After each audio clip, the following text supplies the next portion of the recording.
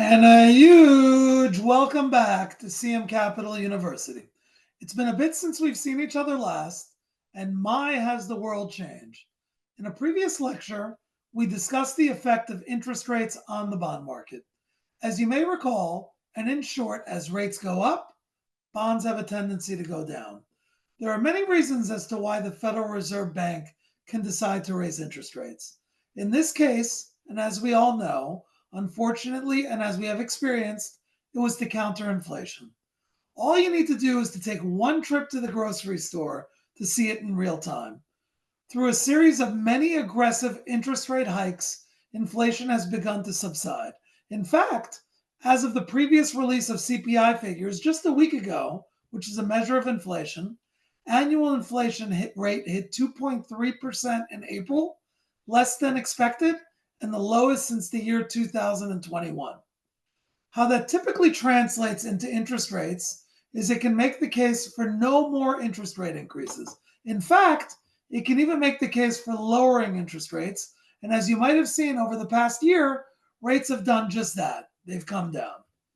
In comes the famous and infamous Liberation Day, April 2nd, 2025, when our administration made a policy decision to implement tariffs across the board. The short term impact on the financial markets were literally insane, with market volatility not seen since the days of COVID and the great crash in 2008. So let's bring it back to interest rates. If inflation is starting to come down, we can make a case to lower interest rates. However, my friends, tariffs, Liberation Day tariffs, are inflationary. Not getting into politics behind it, but the fact is, it makes the cost of goods more expensive. We all love interest rates. It's great for bonds, it's great for stocks, it's great for real estate. But if we're in periods of inflation due to tariffs, does that change the narrative about lowering interest rates? And that, my friends, is the $64,000 question. What to do, how to position. Are rates going to go back up if there are tariffs or not? Fun times these days. Now more than ever, it makes the case for a properly balanced and diversified portfolio. To that point, let's talk about diversification. There are two primary risks when you buy a stock or you make an investment. The first risk is something called market related risk. The second risk is called firm specific risk. Let's talk about both of them. Firm specific risk is the risk we have when we buy a stock. Suppose I buy stock in Apple. Suppose Apple comes out with a new iPhone.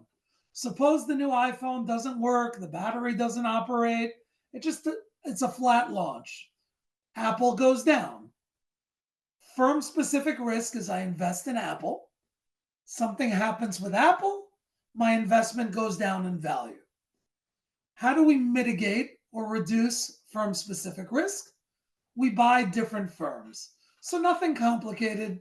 I think we all know this. Don't put all your eggs in one basket.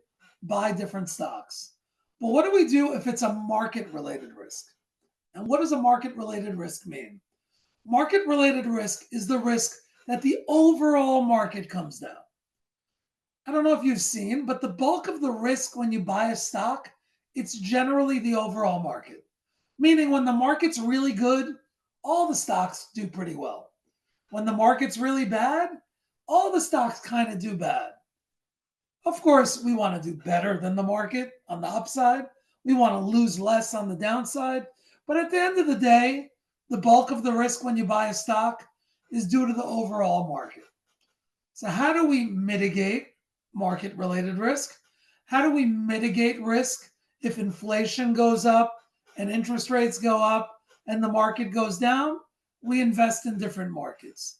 We hedge. We diversify. We don't only buy stocks, we buy bonds. We buy real estate. Maybe you buy baseball cards. Maybe you buy gold. These days, maybe you buy Bitcoin.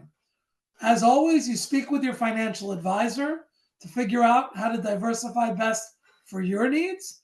But the general idea in periods of volatility is to diversify your investment in order to mitigate market-related risk.